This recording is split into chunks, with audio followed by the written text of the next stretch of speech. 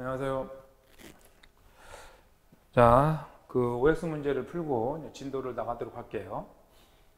지난 시간에 배웠던 내용은 상당히 중요해요. 거의 뭐 매번 시험에 나오거든요. 그러니까 잘 좀 기억하셔야겠어요. IB 버전 4와 버전 6를 비교하는 문제들은 여러 번 나왔었죠. 그래서 IB 버전 4 헤더는 옵션을 포함하기 때문에 기본 헤더 20바이트에다가 옵션이 붙어요. 가변 길이라는 얘기죠. 그렇지만 버전 6는 옵션을 포함하지 않기 때문에 그 크기가 40바이트로 고정이 돼요. 고정이 되기 때문에 버전 6에서는 헤더 길이를 표현할 필요가 없죠. 이렇게 암기하시는 거예요. 버전 6에서는 40바이트 고정 헤더 길이를 갖기 때문에 헤더 길이를 별도로 표현할 필요가 없다. 그렇지만 버전 4에서는 20바이트 가변이란 말이에요. 20바이트도 할 수 있고 30바이트도 될 수 있고 이러기 때문에 헤더 길이를 표시를 해줘야만 되죠. 그러기 위해서 헤더 길이를 필요하지만 버전 6에서는 헤더 길이 필요 없고요. 체크섬도 하지 않죠.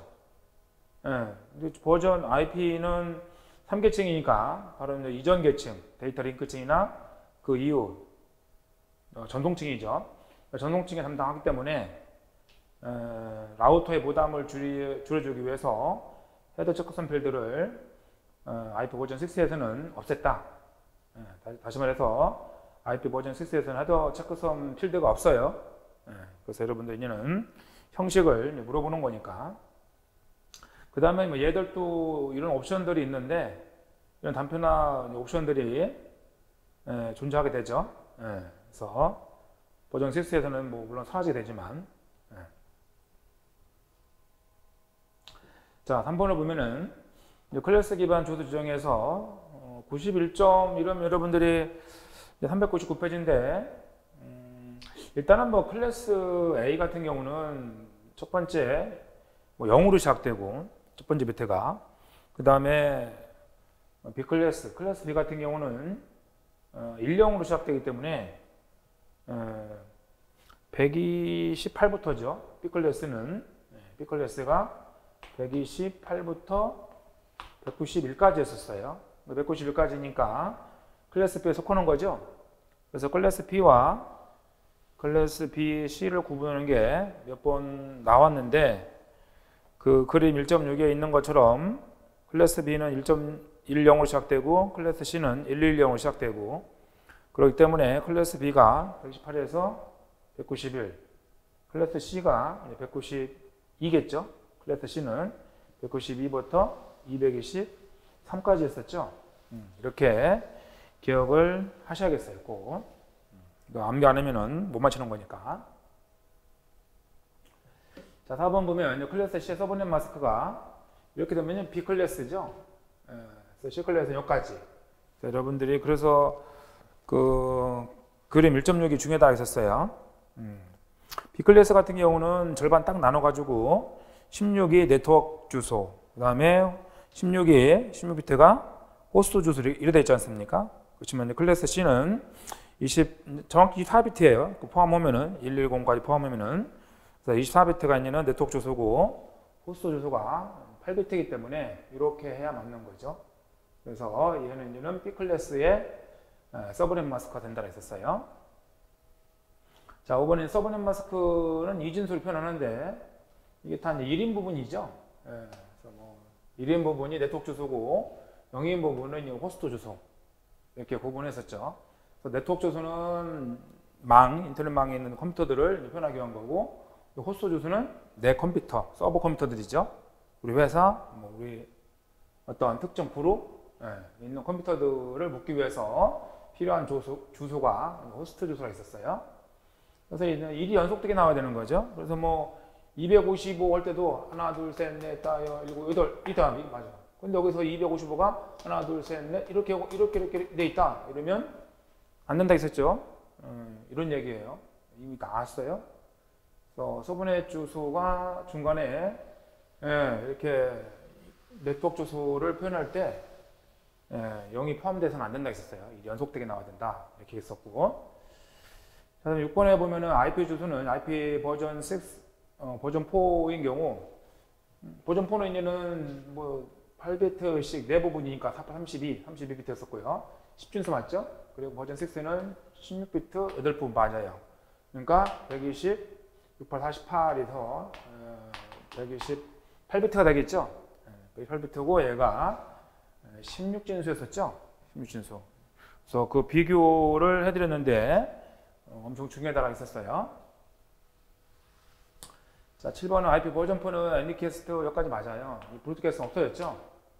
버전4에서의 의미는 버전4니까 버전4에는 이게 없죠. 그죠? 네, 버전4 이게 없고 그래서 의미는 버전 6에만 있는 거죠. 6에만. 그러니까 뭐 버전4에는 뭐 유니캐스트, 멀티 브로드캐스트.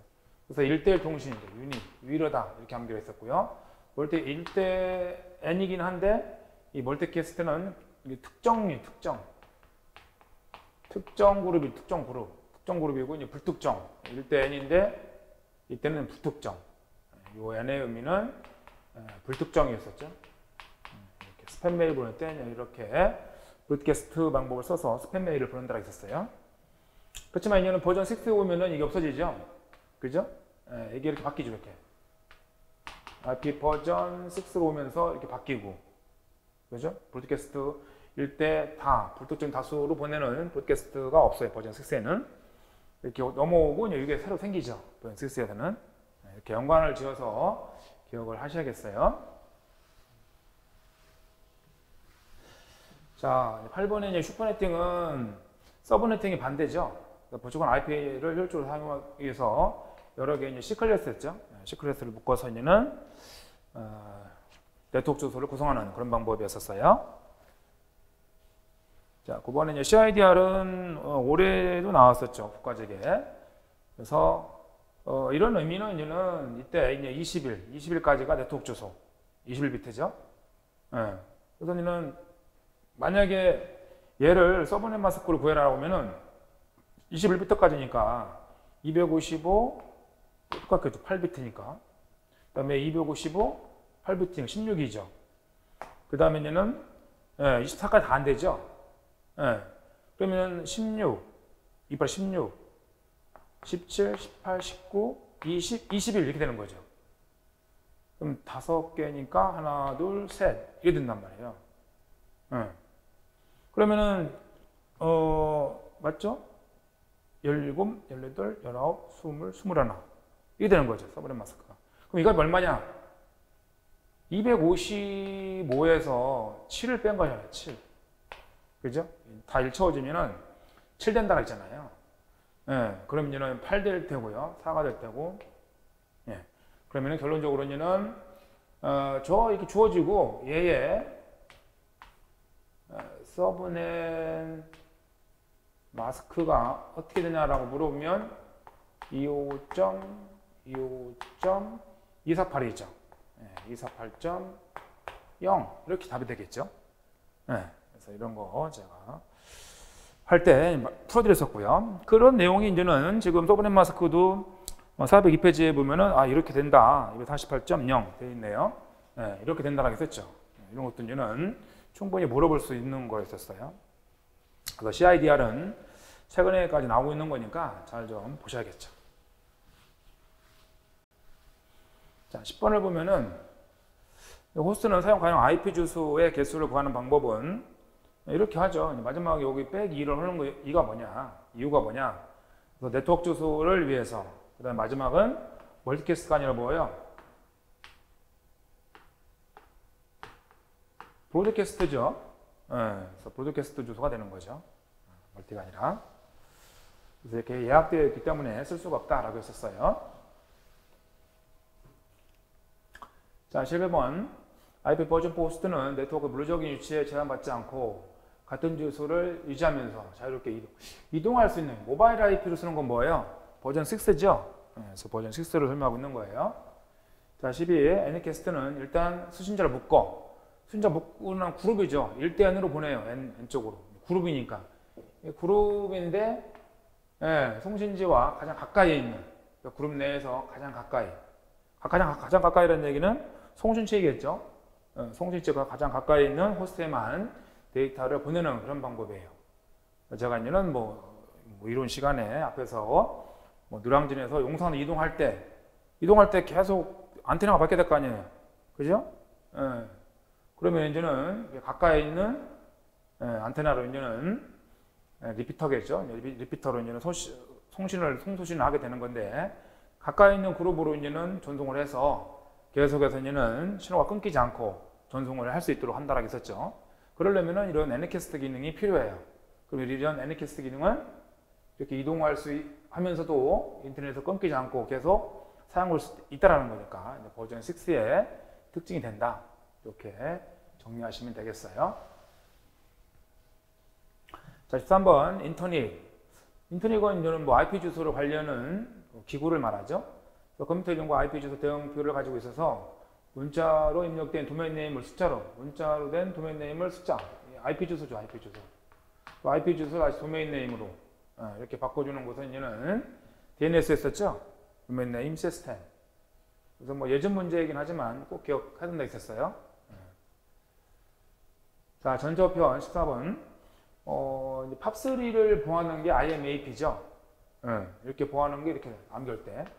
그럼 이게 수신 담당했었고, 송신은 어떻게 됐어요? 송신은 이제 순서대로 암기했었죠. SMTP를 보호하는 게 뭐예요? 따서 이거 가까이 와서 MIM이다, MIM이다 이렇게 암기를 했잖아요.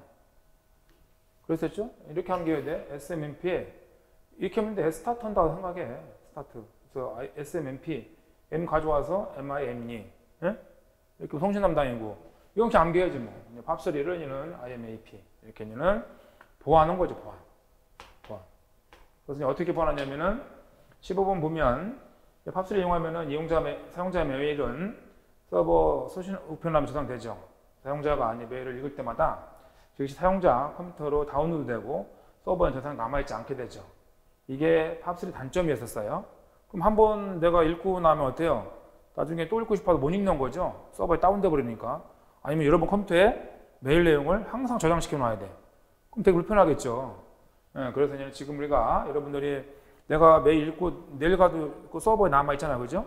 여러분들이 그 메일 내용을 여러분 컴퓨터로 다운받지 않더라도 그렇다면은 지금 우리가 뭐 네이버든 다음이든 이런 데서 쓰고 있는 메일을 쓸 텐데 그때는 이런 IMAP 방법을 쓴다라는 것을 간접적으로 우리가 확인할 수 있어요. 자, 16번 ERP는 이제 전사적이었어요. 전사적. 이게 전사적인데 전사적이라는 얘기는 통합된 이런 뜻이었어요. 통합. 그래서 회사 업무를 통합 관리하겠다. 생산부터 판매, 뭐 유지보수 이런 거를 한꺼번에 통합 관리하겠다라는 개념은 여기서 ERP였었죠. 그래서 ERP 이런 용어들이 있는데 나온 것 정도만 알면 되겠어요. 자, 나오는 거 아니니까. 또 조현의 인적 자원을 축적하고 있는 개별적인 지식을 공유하겠다라는 거 했었죠. 그래서 우리가 근무하게 되면 노하우가 쌓이니까 그 쌓인 노하우를 공개하도록 함으로써 기업 경쟁력을 향상시키는 것은 KMS죠. 그죠? KMS. 그래서 전사적 자원관리라고는 ERP도 시험에 이미 나왔었죠. 그러면은 얘는 그 책에 있는 것처럼 생산, 판매, 인사, 뭐 회사 업무 전체를 어때요? 통합 관리하겠다. 과거에는 이 생산부서, 판매부서 다 따로따로 있었단 말이야. 따로따로 시스템을 구축해 썼단 말이야. 그러면 너무 우리가 그 관리하는데도 번거롭고 그 다음에는 중복되는 부분도 많고 하나의 시스템에서 모든 직원들이 그 서버에 들어와서 작업을 하는 거죠. 그럼 내가 뭐 생산부서지만 어때요? 판매부서 들어가서는 기본적인 정보를 열어놨다라면은 그 정보를 볼 수 있겠죠. 그러면 뭐 생산자 입장에서 지금 얼마 정도 판매되고 있구나 이런 것도 공유할 수 있는 거고. 그래서 얘는 어떤 회사의 어떤 모든 업무들을 통합 관리를 하겠다는 게 ERP 개념이에요. 그렇지만 KMS는 이제는 축적된 노하우를 다른 직원들과 공유를 하게 시키려는 거죠. 그래서 그런 노하우를 이제는 공개하게끔 하자는 게 KMS예요. 자, 17번 VPN은 가상 사설망이에요. 가상은 이게 사설망은 전용망. 그럼 전용망이 아니라는 거 아닙니까? 사설망은 내가 돈 주고 깐 거잖아요. 그렇죠? 예, 공동통신망하면 떠오르는 게 ISP였잖아. ISP면은 KT, SK, LG 이렇게 떠올리라 했었죠? 예, 망사업자들. 여러분들 인터넷을 하면 이 망사업자들 가입해야 되잖아. 예? 이 세 개 있으니까. 그러면은 가상사설망이니까 사설망이 아니라는 거예요. 가상세계는 실제세계 아니잖아요. 그죠? 가상세계 실제세계예요? 아니지 않습니까? 마찬가지로 가상사설망이니까 사설망이 아니라는 거죠. 전용망이 아니라는 거죠. 그래서 가상사설망은 예, 사설통신망 기반으로 사설통신망이 아니라는 거죠. 공동통신망. 예, 공동통신망 하면은 이 세 회사의 망을 쓰는 거죠. 우리나라 망사업자들이 세 개예요. 예, 이 세 회사야. 그럼 사설이 아니라 얘는 공중이죠. 공중. 통신망 기반 시설을 터널링 프로토콜 쓴다고 알아야 된댔어요. 이거. 터널링 프로토콜 쓰고 보안 절차 등을 사용해서 개별 기업의 목적에 맞게끔 구성한 네트워크다라는 거죠. 자, 그래서 VPN하고 있는 우리가 뭐 인트라넷, 엑스트라넷 이런 하면서 봤던 내용들이에요. 자, 그리고 이제 18번 보면은 이 핑이라는 명령어죠. 유닉스 명령어라고 했었어요. 그런데 뭐 특정 컴퓨터의 사용자 정보 이러면 핑 거죠. 이거 핑은 뭐예요? 접속 유무죠. 정보를 검색하는 게 아니라 단지 그냥 현재 그 서버에 그 컴퓨터에 접속했는지 안 했는지 접속 유무만을 판단할 수 있는 거예요. 거기에 있는 핑이라는 있는 명령어 있었고, 그렇죠. 사용자가 있는 정보, 사용자의 이름, 그 다음에 사용자가 현재 접근 중에 있는 뭐 서버 이름, 그 다음에 뭐 현재 접근한 시간이라든가 이런 것 등을 보려면 핑거 명령어를 써야 되는 거죠. 그래서 핑거고 핑거를 구분하는 게 뭐 과거 문제예요. 이런 게 있다 말면 돼요. 자, 19번이 클라우드 컴퓨팅은 오래전 나왔었죠. 그렇기 때문에 너무 많이 나와서 뭐 나와도 별로 뭐 어렵지 않게 나왔어요. 그래서 이제 세 개 있는데 인프라라면은 기반 시설이니까 우리가 뭐 서버, 스토리지 기억 장치, 데이터베이스 이런 게 없으면 지금 네트워크상에 있는 컴퓨터 서버에 이런 게 없으면 네트워크상에 있는 컴퓨터와 통신할 수가 없죠. 기반 시설이다. 기반 시설. 인프라스트럭처라는 얘기 기반 시설, 뭐 기초 이런 뜻이니까 이런 기반 시설을 가지고 있는 서비스를 해주는 클라우드 서비스를 말하죠. 그래서 여러분들이 뭐 SaaS도 있고 PaaS 이런 다 구분할 줄 알아야 돼요. 구분하는 게 여러 번 나오지 않습니까? 거의 뭐 10번 가까이 나왔어요. 자, 그 다음에 이거 다 안 나오는 내용 기억하셔야 돼요.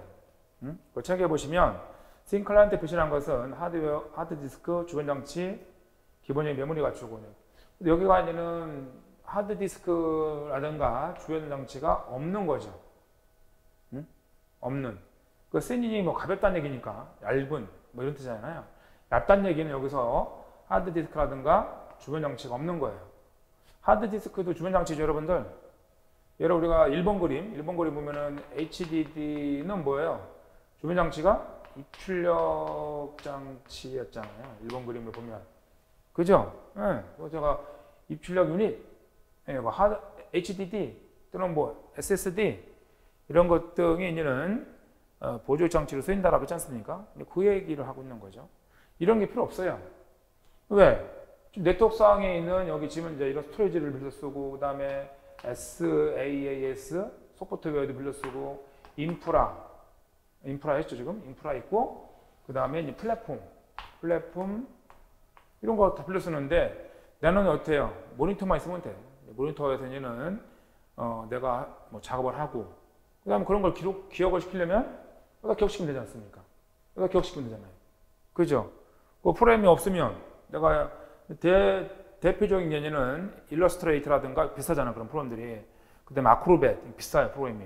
몇천만 원 한단 말이에요. 그런 걸 어떻게 사서 쓰겠어? 그럼 내가 얘는 기간을 한 달이든 1년이든 기간을 더 쓴단 말이죠. 그러면 내가 작업하는 동안에만 쓰는 거니까 저렴하게 쓸 수 있죠. 네. 이렇게 빌려 쓰는 거예요, 소프트웨어를. 그 다음에 플랫폼. 웹상에 있는 컴퓨터들은 웹서버를 구동시킬 수 있는 운영체제가 필요해요. 네? 그래서 그런 웹서버를 구동시킬 수 있는 소프트웨어를 우리가 그걸 임대료를 주고 쓰려면 얼마나 비싸겠어요. 예, 그냥 일시적으로 이제는 한정적으로 이제 쓰는 거죠. 빌려서.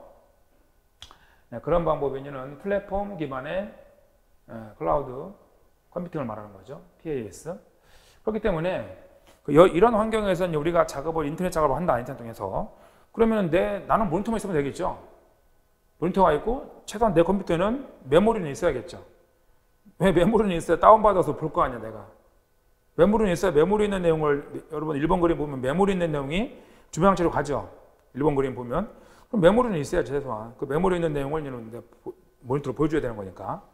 자, 그래서 이 메모리, 기본적인 메모리 갖추고 있단 말이에요.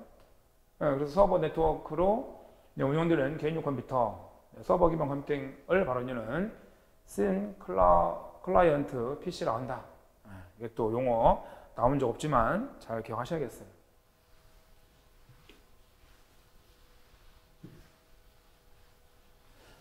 자, 이제 21번은 기존의 이제 패킷망이죠. 인터넷 프로토콜, 패킷망을 통해서 음성전화.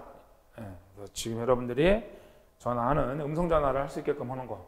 여러분들이 070으로 시작되는 전화번호가 바로 이제는 이 VIP라는 프로토콜을 쓴다고 했었죠. 070으로 시작된단 말이에요. 070. 070으로 시작되는 전화번호 여러분들 아실 거예요. 근데 이건 요즘 보면은 070으로 시작되는 게 하도 스팸이 많아서 여기다 덮어 씌우죠. 덮어 씌우.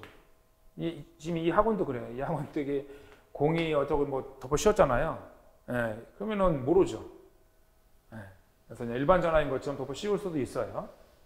서비스 요금을 내고. 그래서 어쨌거나 070 시작되는 게 이제는 바로 인터넷 전화고요. 인터넷 전화를 통해서 우리가 음성을 전달을 하기 위해서 필요한 프로토콜이 VIP다. 이렇게 기억하시면 되겠어요. 자, 22번. P2P는 개인 대 개인이죠. 개인 대 개인이고 이제 서버를 통하지 않는 거죠. 서버 도움이 중요한 거예요. 서버 없이 됐어. 개인 대 컴퓨터. 그래서 여러분들이 이제는 이런 P2P 사이트 있지 않습니까? P2P 사이트에 들어가서 여러분 컴퓨터 탐색기 들어가서 내가 공유하고 싶은 파일을 공유로 집어넣으면 누구나 다 와서 여러분 파일을 다운받아 갈 수 있어요. 그러니까 서버 필요 없는 거죠. 그래서 서버 도움 없이 직접 연결되어서 파일을 공유하는 것이고, P3P는 개인정보를 보호하기 위한 거죠. 개인정보와 관계 있는 거지, 뭐, 이렇게 공유하고, 이런 의미가 아니죠. 그래서 내 개인정보를, 자신의 개인정보를 어디까지 공개할 것인가를 지정하는 방법이 바로 P3P라고 있었어요. 그래서 P2P와 P3P는 연관성이 전혀 없다. 이렇게는 기억을 하셔야 했었어요. 자, 2, 3번 보면은 노매딕 컴퓨팅인데 이런 용어들은 좀 아셔야겠죠. 뭐 노매딕, 엑조틱, 그 다음에 막 감지 컴퓨팅, 웨어러블 컴퓨팅 이런 거예요. 그래서 노매딕이라는 것은 유목민이니까 여기저기 떠돌아다니는 거잖아요. 그 다음에 스스로 생각해서 현실 세계와 가상 세계 연계, 이것은 엔조텍이죠. 이것은 엑조텍이 되는 거예요. 현실 세계, 가상 세계 연계시키는 게 얘는 엑조텍이 되는 거죠. 틀렸고, 노매틱은 얘는 떠돌아다닌다, 상관없다는 얘기죠. 상관없이 다양한 정보기기가 편제되어 있어서 사용자가 정보기기를 휘두할 필요 없는 컴퓨팅 환경을 말하는 거죠. 여러분들이 뭐 어디에 존재하든 간에 거기는 컴퓨터가 탑재될 뿐만 아니라 그 컴퓨터를 통해서 인터넷망에 들어갈 수 있기 때문에 여러분들이 굳이 이런 컴퓨터를 정보기기를 소지해서 달릴 필요 없다는 얘기예요. 그런 개념이 이제는 노매딕이 된다는 얘기죠. 구분은 하셔야 돼요. 자, 이 수업 한번 보면 ITS니까 이게 지능이잖아요. 지능. 응? 그 다음에 전송이지 않습니까? 전송.